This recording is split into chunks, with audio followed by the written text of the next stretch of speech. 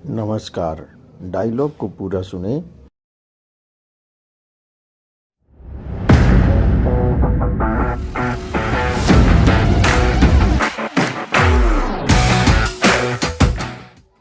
अरे जून जुलाई में जो चले हवा कहते हैं उसको जेठ।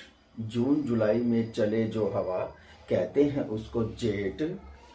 सक्सेस का एक ही पॉइंट, स्टडी 888, स्टडी 888, स्टडी 888, खोले कामयाबी के गेट, स्टडी 888। जय हिंद। हेलो स्टूडेंट्स, कैसे हैं आप सभी। आ गई है वीडियो आप लोगों के लिए 10th क्लास से हिस्ट्री के चैप्टर नंबर 2 सिविलाइजेशंस जो हम पढ़ रहे हैं, उसमें सेकंड और थर्ड सिविलाइजेशन लेकर के आया हूं। अतः हम इन दोनों सिविलाइजेशन को मेसोपोटामिया और ग्रीक यानी कि यूनान की जो सिविलाइजेशन है, इनको हम सरल भाषा में समझेंगे। आप लोगों से निवेदन है कि गहनता से मेरे साथ अच्छे से पढ़ते रहिए, समझते रहिए। फिर भी आपको कहीं कोई दिक्कत आती है, प्रॉब्लम आती है, तो आप मुझे कमेंट करके बता सकते हैं, या आप मेरे व्हाट्सएप नंबर पर भी मुझे कमेंट कर सकते हैं, मैसेज कर सकते हैं और मुझे अपनी प्रॉब्लम बता सकते हैं। मेरा व्हाट्सएप नंबर है 9315830888। तो चलिए ज़्यादा विलंब न करते हुए हम अपनी वीडियो को शुरू करने जा रहे हैं। तो शुरुआत होती है मेसोपोटामिया से। पिछले पार्ट में हमने कौन सी सिविलाइजेशन पढ़ी है? इजिप्ट की सिविलाइजेशन को पढ़ा है। इस सिविलाइजेशन में मेसोपोटामिया की सिविलाइजेशन के विषय में पढ़ेंगे। चलिए देखते हैं। Modern Iraq located north of the Persian gulf was called Mesopotamia in ancient time. ये कह रहा है कि फारस की खाड़ी के उत्तर में स्थित आधुनिक इराक को प्राचीन काल में मेसोपोटामिया कहते थे। It is a Greek word. यह एक यूनानी शब्द है। It is made up of 2 words. यह 2 शब्दों से मिलकर के बना है, meso and potam. Meso and potam. तो मेसो का अर्थ है मध्य और पोटम का अर्थ होता है नदी। आगे इसमें क्या बताया गया है? Mesopotamia is the part between 2 reverse. इस तरह से मेसोपोटामिया जो है वो 2 नदियों के बीच का भाग है। These 2 rivers are the Tigris and the फरात। इन 2 नदियों को दजला और फरात कहते हैं। इनके नाम हैं दजला और फरात। The Sumerian, Babylonian and Assyrian civilisation flourished in Mesopotamia. Mesopotamia में असीरियन और बेबीलोनियन तथा सुमेरियन, ये सभ्यताएं जो हैं पनपी हैं। It is said of this civilisation that Sumer gave birth to the civilisation. इन सभ्यताओं के बारे में कहा जाता है कि सुमेरिया ने सभ्यताओं को जन्म दिया है। Babylon took it to its zenith and Assyria took it and progressed। तो अब ये बता रहा है बेबीलोन ने उसे चरम सीमा पर पहुंचाया और असीरिया ने इसे ग्रहण करके प्रगति की। These civilizations are described as follow। इन सभ्यताओं का वर्णन इस प्रकार है। Source of knowing the civilization of Mesopotamia. Mesopotamia की ये सभ्यताओं के जानने के साधन, तो इसमें क्या है? बेहिस्तून अभिलेख है, बेहिस्तून इंस्क्रिप्शन यानी कि अभिलेख के विषय में बताया है। रोसेटा इंस्क्रिप्शन, रोसेटा अभिलेख। सूसा अभिलेख है। फिर धार्मिक साहित्य है, religious literature. Materials found from the execution of cities like Ur and Eridu और लगाज और निपुर एटसेट्रा। इन जगहों से जो है खुदाई के दौरान जो वस्तुएं मिली हैं उनसे पता चलता है सभ्यता के विषय में। Inscriptions described on clay plates, ziggurat, Hammurabi's code. अब ये कह रहा है कि मिट्टी के पट्टिकाओं पर खुदे लेख, जिगुरात, हम्मुराबी की संहिता, ये सब जो है इस सभ्यता के विषय में हमें बताती है। तो हम पहली सभ्यता के विषय में जानेंगे। इसकी जो पार्ट रही है civilization of Sumeria. In 4500 BC the people of the Sumerian race of Persia invades Mesopotamia and defeated the Akkad, Babylonian, Elam and Musa tribes and occupied।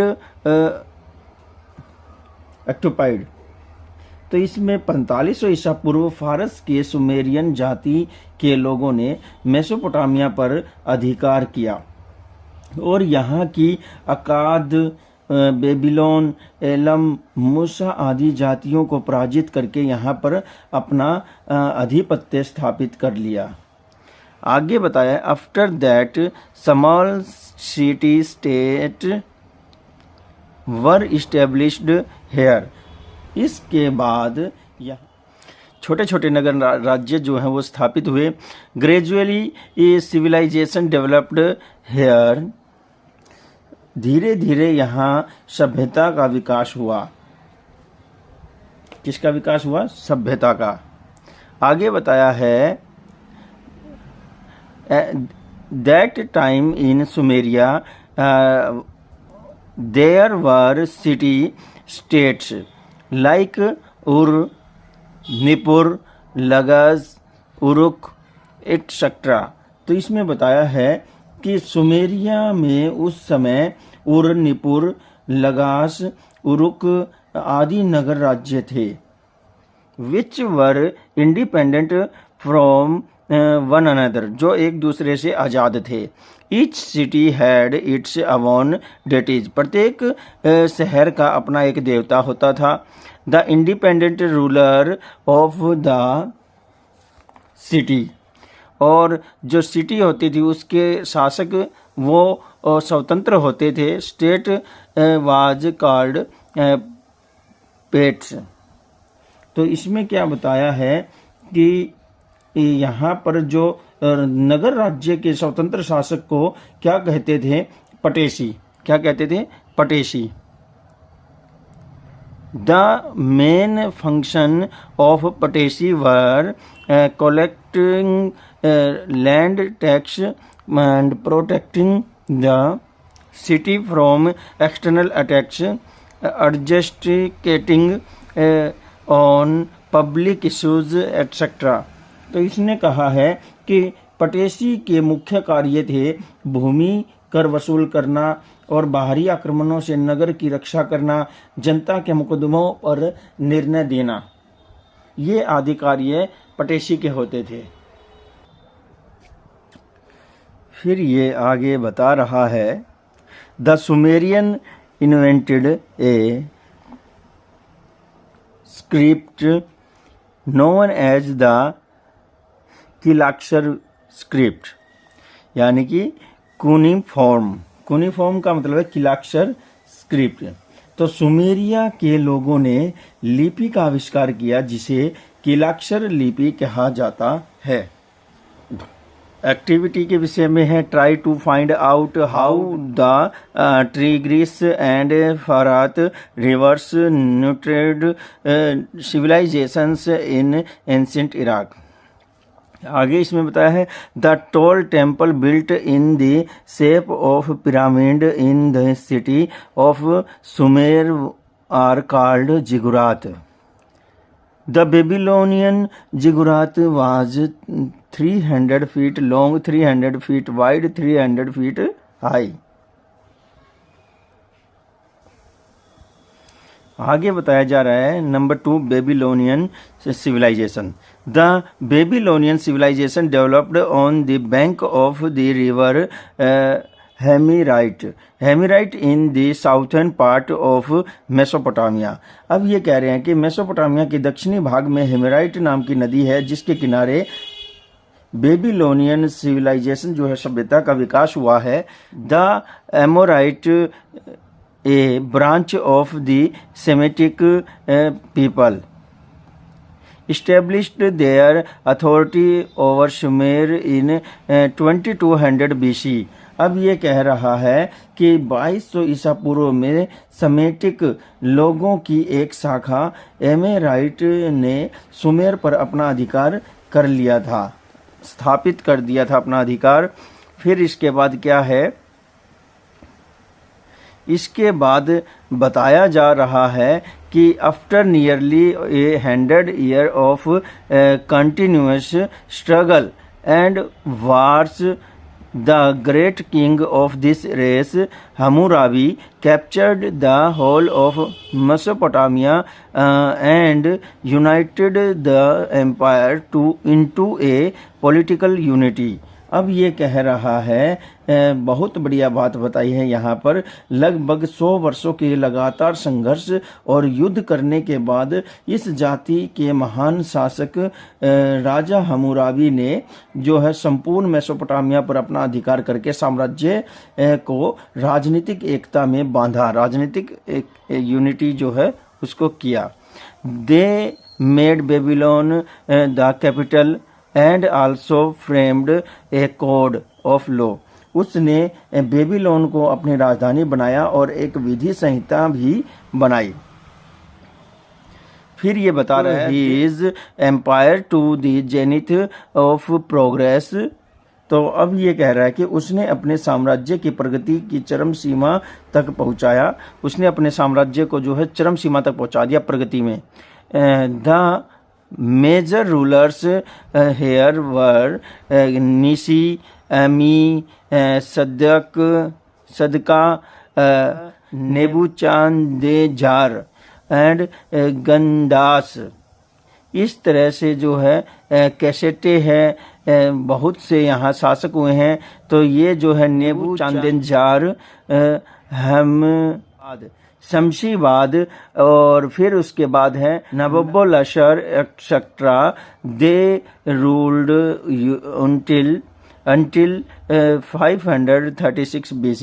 अब इसने अटपटे नाम हैं, थोड़ा ध्यान से सुने और देखिए. यहाँ के जो मुख्य शासक थे निसी, अमी, जादूगा, नेबूचंद्रेनर और गंदास, केसाइट और ससी दाद और फिर उसके बाद है नवोपोलासर आदि. उन्होंने जो है यहाँ पर 536 ईसा पूर्व तक शासन किया. अब बताया जा रहा है असीरिया सिविलाइजेशन के विषय में. असीरिया सिविलाइजेशन के विषय में क्या है, the Semitic people establish the city of Ashur by occupying the upper bank of the Tigris river. अब ये कह रहा है कि समेटिक लोगों ने दजला नदी के ऊपरी तट पर अधिकार करके असुर नगर जो है उन्होंने बसाया. फिर उसके बाद है it is after the name of this city that this civilization become among famous as the civilization of Assyria. अब इसमें बताया है इस नगर के नाम पर ही इस सभ्यता असीरिया की सभ्यता के नाम से प्रसिद्ध हुई. फिर आगे बता रहा है Semitic people ruled here for 700 years. Semitic लोगों ने 700 वर्ष तक यहाँ पर शासन किया. और फिर the first powerful king here was Tiglath Pileser first. तो अब इसने कहा यहाँ का प्रथम जो शक्तिशाली राजा था वो तिगलथ पिलेसर प्रथम था। फिर उसके बाद बता रहा है कि अदर प्रोमिनेंट रूलर्स वर सरगोन द्वितीय, सेनाचरहिब king Isharhaddon, etc. Ashurbanipal was the last majestic and famous ruler of Assyria. अब कह रहा है अन्य प्रमुख शासक सारगन द्वितीय, सोनोचरीब और एसारहैदन आदि असुर बनीपाल असीरिया का अंतिम प्रतापी और प्रसिद्ध शासक था। फिर आगे his empire extended to Babylon, Media, Phoenicia और Sumeria and Elam during the time of extraordinary progress was made in the field of trade and education and art, etc. उनका साम्राज्य बेबीलोन, मेडिया, फिनीसिया, सुमेरिया और alum तक फैला हुआ था। असुर बनीपाल के समय में व्यापार, शिक्षा और कला आदि क्षेत्रों में असाधारण उन्नति हुई। क्या हुआ? असाधारण उन्नति हुई। He built grand palaces and temples in his capital Nineveh. अब ये कह रहा है कि उसने अपनी राजधानी ननवेह में भव्य महलों और मंदिरों का निर्माण करवाया। After his death, the empire of Assyria declined and in 612 BC, the Chaldees took possession of it. अब कह रहा है कि उसकी मृत्यु के बाद असीरिया के साम्राज्य पतन की ओर अग्रसर हो गया और 612 ईस्वी ईसा पूर्व में चेल्डियों ने इस पर अधिकार कर लिया। चेल्डियों ने इस पर अधिकार कर लिया।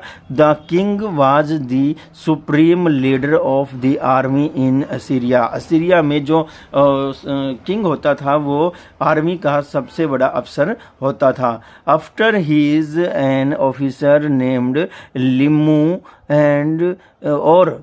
और Tartan was the chief of army staff. Assyria में राजा सेना का मुखिया होता था और उसके बाद लिमू और तुर्तान नामक पदाधिकारी सेनाध्यक्ष होते थे। आगे क्या बता रहे हैं? The emperors of Assyria were lovers of architecture. ये क्या कह रहा है कि असीरिया के सम्राट स्थापत्य कला के प्रेमी थे। दे हैड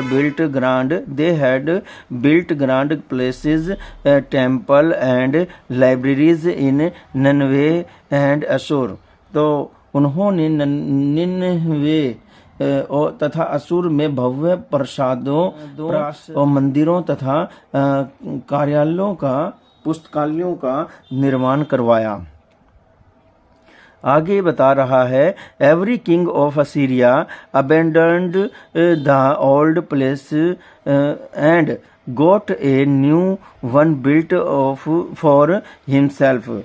असीरिया का प्रत्येक राजा पुराने महल को त्याग कर अपने लिए नवीन महल का निर्माण करवाता था। The Assyria emperors ruled 450 years on the strength of an autocratic policy. Assyria सम्राटों ने निरंकुश नीति के आधार पर 150 वर्षों तक शासन किया।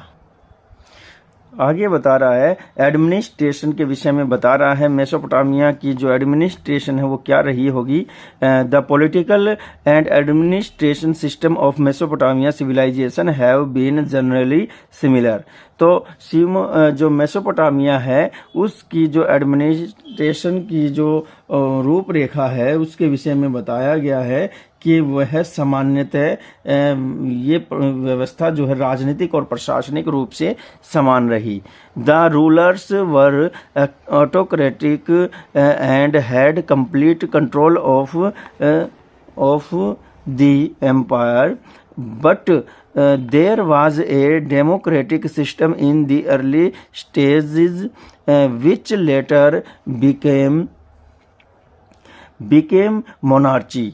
अब ये क्या कह रहा है, बहुत बढ़िया बात बताई है। शासक निरंकुश होते थे और साम्राज्य में उनका पूर्ण नियंत्रण होता था, लेकिन यहाँ शुरुआती दौर में प्रजातांत्रिक व्यवस्था थी जो बाद में राजतंत्र के रूप में बदल गई। बहुत बढ़िया बात बताई है। फिर आगे क्या कह रहा है, they ruled on the basis of divine principle. वे जो है देवी सिद्धांतों के आधार पर रूल करते थे। The ruler was the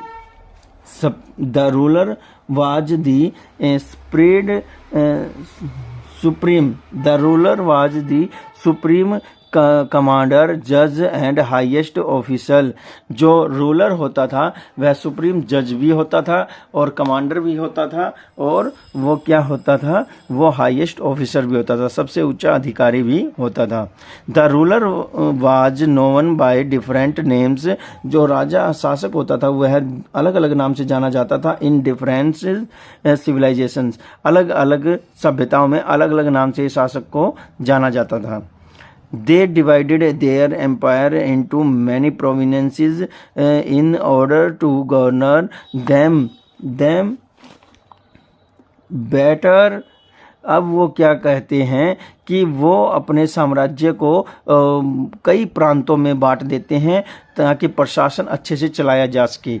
the governor of the province was chosen by him. और जो गवर्नर होता था, वह प्रांत का जो गवर्नर होता था वह शासक के द्वारा ही चुना जाता था। The governor used to collect taxes from his province, maintain place and support the ruler in war। अब ये जो गवर्नर होता था यह अपने क्षेत्र में राजस्व इकट्ठा करता था और वह शांति बनाए रखता था।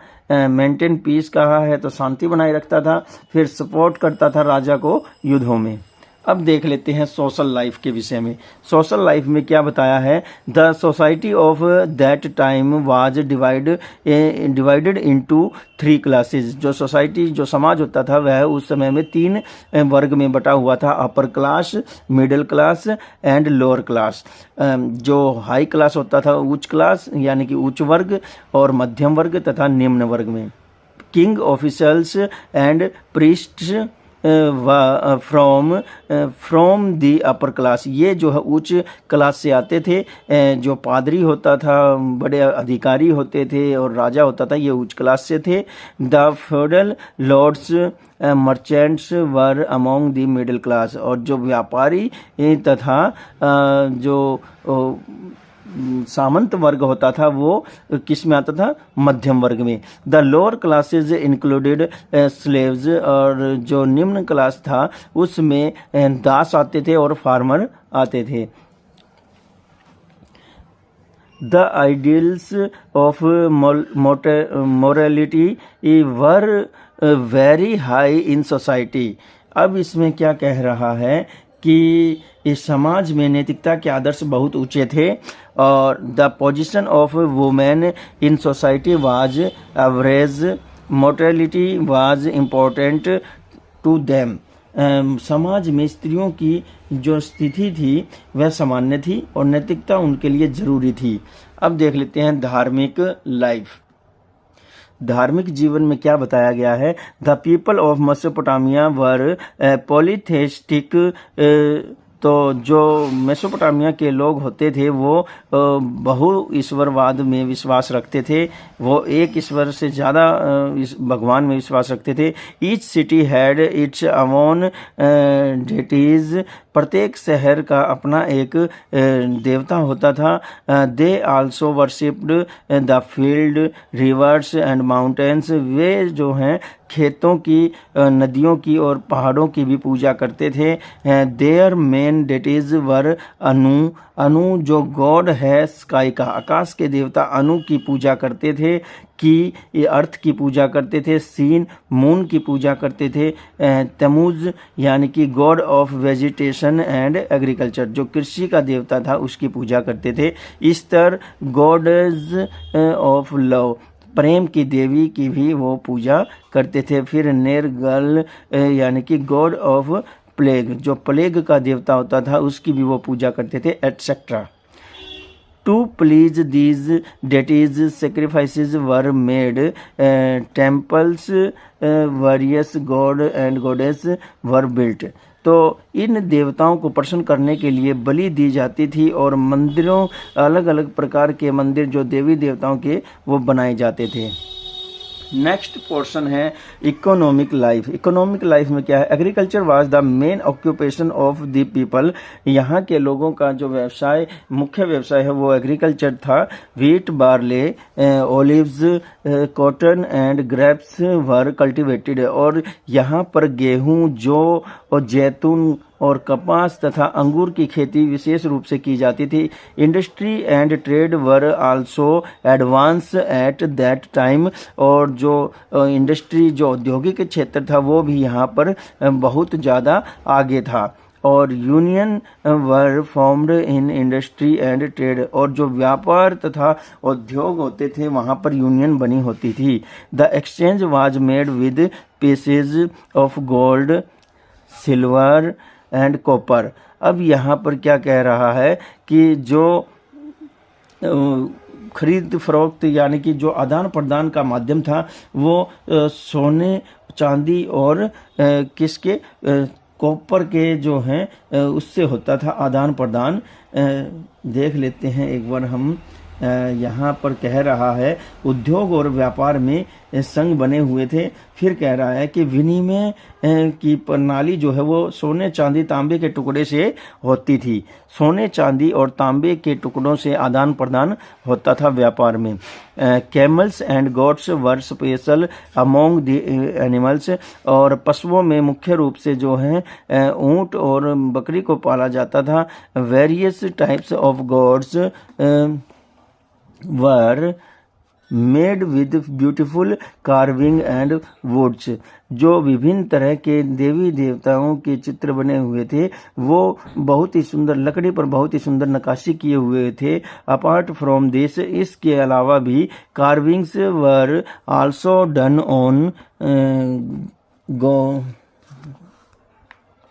On gold, silver and precious stone. और इसके अलावा भी जो कीमती पत्थर होते थे, चांदी और सोने पर भी जो है बहुत ही अच्छी नक्काशी की हुई होती थी। अब इसके बाद इसके क्वेश्चन आंसर हैं यहाँ पर, तो देख लेते हैं हम अपनी अगली नेक्स्ट सिविलाइजेशन जो इतनी बड़ी नहीं है। तो डियर स्टूडेंट्स, कैसे हैं आप सभी? हमारी नेक्स्ट जो सिविलाइजेशन है वो है ग्रीक सिविलाइजेशन, यानी कि यूनान की सभ्यता। सभ्यताओं का दौर चला हुआ है, ये चैप्टर चला हुआ है। इस चैप्टर को मैं जो है सरल करके आपको समझा रहा हूँ। फिर बाद में इन सभी सभ्यताओं को, सिविलाइजेशंस को संयुक्त करके, यूनाइट करके, यूनिफिकेशन करके इनका मैं एक बड़ी वीडियो आपको प्रोवाइड करवा दूंगा, तो आप उसको भी एक अच्छे से देख सकते हैं। तो देखिए, ग्रीक सिविलाइजेशन के विषय में बताया गया है। Greece is a peninsula located in the south east of Europe. अब ये बता रहा है यूरोप के दक्षिण पूर्व में स्थित यूनान एक प्रायद्वीप है। It is surrounded by the sea on 3 side. यह 3 तरफ से समुद्र से घिरा है। इट हैज 502 यानी कि 502 island of which Crete, Troy, Cyprus and Athens और मैकडोन, फिर उसके बाद Sparta are the main ones. अब इसमें बता रहे हैं कि यहाँ पर 502 टापू हुए हैं, जिनमें से क्रेट, ट्राय, स्पाइरस, एथेंस, मैसिडोन और स्पार्टा आदि मुख्य हैं।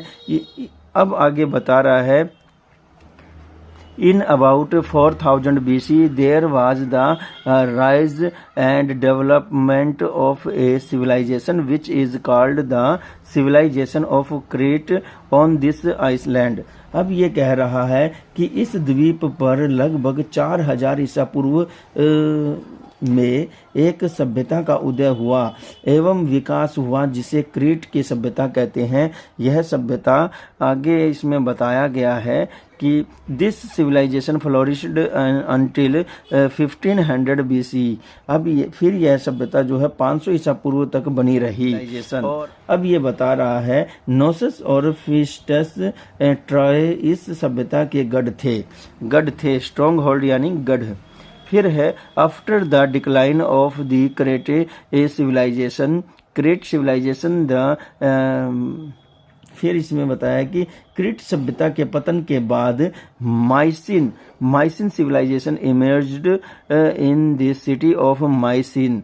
और माइसिन जो नामक नगर है वह माइसिनियन सभ्यता का नाम से जो है वह उसका उदय हुआ। फिर विच डेट्स बैक टू 1200 BC और वह जो है 1200 ईसा पूर्व तक चली। 1200 ईसा पूर्व तक यह बनी रहती है। It flourished till 1200 BC। ठीक है। Aryan tribes took over Greece in 1200 BC and developed civilization in various city states that flourished. अब कह रहा है कि 1200 ईसा पूर्व में आर्यन कबीलों ने यूनान पर अधिकार करके विभिन्न नगर राज्यों को विकसित किया और सभ्यताओं को जन्म दिया। These small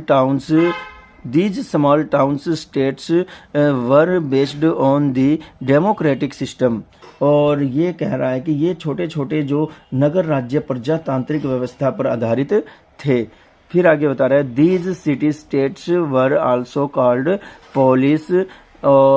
each city had its own separate army and government. अब कह रहा है कि इन नगर राज्यों को पोलिस भी कहा जाता था और प्रत्येक नगर की अपनी अलग सेना और सरकार होती थी। फिर these city states used to fight among themselves।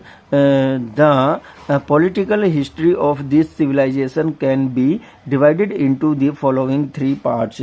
और ये जो नगर राज्य हैं ये आपस में लड़ते रहते थे। इस सभ्यता की राजनीतिक इतिहास को निम्नलिखित 3 भागों में विभक्त किया जा सकता है।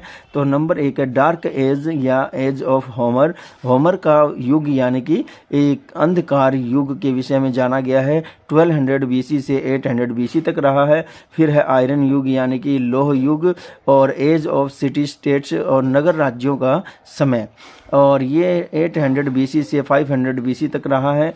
और फिर इसके बाद है हेलेनिस्टिक युग जो है 500 BC से लेकर के 200 BC तक रहा है। आगे है source of knowing Greek civilization. तो ये कह रहा है कि यूनान की सभ्यता को जानने के साधन the epic the Iliad and the Odyssey by Homer. अब ये कह रहा है कि होमर द्वारा रचित महाकाव्य लियाड और ओडिसी। फिर है द हिस्टोरिका ऑफ हेरोडोटस के अनुसार लिखी हुई हिस्टोरिका नामक book. Materials found from the execution of cities like Athens Corinth. फिर इसके बाद स्पार्टा है और जेबेस है। तो यहाँ पर बताया गया कि एथेंस, कोरिन्थ, स्पार्टा, थीब्स आदि नगरों से खुदाई में मिलने वाली सामग्रियाँ। और फिर उसके बाद है द पेलोपोनियन क्या है द पेलोपोनेशियन जो वार है उसके द्वारा भी जानकारी मिलती है। और इसका नाम थ्यूसिडाइडिस की रचना है, पेलोपोनेशियन युद्ध के विषय में लिखी हुई है। फिर इसके बाद है the works of Plato and Aristotle. अब ये कह रहा है कि प्लेटो और अरिस्टो की भी रचनाएं जो हैं इसके विषय में जानकारी देती हैं। अरिस्टो और प्लेटो की रचनाएं भी इसके विषय में जानकारी देती हैं। नेक्स्ट है administration and political system. The ruler of the different dynasties ruled here. यहाँ पर अलग अलग समय में अलग अलग शासकों ने जो है अपने राज्य स्थापित किए हैं। द किंग वर ऑटोक्रेटिक, और यहाँ पर राजा जो है वो वंशानुगत होते थे और निरंकुश भी होते थे। Sometimes they were also democratic, वे कभी कभी जो है प्रजातांत्रिक भी हो जाते थे। The people considered the king equal to god, और लोग जो हैं राजा को भगवान के समान मानते थे। The king administered the government in कंसल्टेंस with the council, और जो राजा होता था वह प्रशासन को चलाने के लिए काउंसिल का गठन करके उससे परामर्श लेता था। The council consisted of respected person of the upper classes, और जो काउंसिल होती थी, परिषद होती थी, वह उच्च वर्ग के लोगों से बनी होती थी, और वो भी जो है कहते हैं ना अनुभवी लोगों से बनी होती थी। फिर है the name of this council was ब्यूल, इस काउंसिल का नाम ब्यूल होता था। The journal meeting of the public was called गोरा, और जो जन साधारण की आम सभा को अगोरा कहते थे। All free citizens participated in this journal meeting, सभी जो आम नागरिक होते हैं वो सभी इसमें भाग ले सकते थे। Alexander time is famous in world history as the Hellenistic era। अब ये कह रहा है कि सिकंदर का समय विश्व इतिहास में हेलेनिस्टिक युग के नाम से प्रसिद्ध है। In 336 BC Alexander killed his father Philip, उसने जो है 336 ईसा पूर्व में अपने पिता फिलिप को मारकर जो है वह शासक बन गया है। And become the ruler of Macedonia का वो शासक बन जाता है। He crushed the revolt of Greece and to control, उसने यूनान में चल रही जो क्रांति थी उसको समाप्त किया और उस पर अधिकार स्थापित कर लिया। फिर आगे कह रहा है there were about 150 city states in Greece at that time, और उस समय में जो है 150 के लगभग जो है नगर राज्य कहाँ होते थे, ग्रीस में होते थे। There were 3 type of citizens in each state, प्रत्येक राज्य में जो है 3 तरह के लोग पाए जाते थे, और वो थे free citizens, foreign citizens and slaves, और जो आज़ाद थे वो लोग, फिर विदेशी, और फिर उसके बाद जो है दास, ये पाए जाते थे। Free citizens had fundamental rights, और जो आज़ाद लोग होते थे, उन नागरिक होते थे, उनके मौलिक अधिकार प्राप्त थे उन्हें। The members of the public assembly were elected by the citizens of Greece, और यहाँ बताया है कि यूनान के नागरिकों के द्वारा जो है जनसभा एक्सेलेसिया के सदस्यों को चुना जाता था। इसके बाद हम देख लेते हैं सोशल सिस्टम। सोशल सिस्टम क्या था? The society was divided into 4 classes, जो समाज था वह 4 वर्गों में बटा हुआ था। First was the aristocracy. Aristocracy क्या है? यहाँ पर कुलीन वर्ग को एरिस्टोक्रेसी कहा गया है।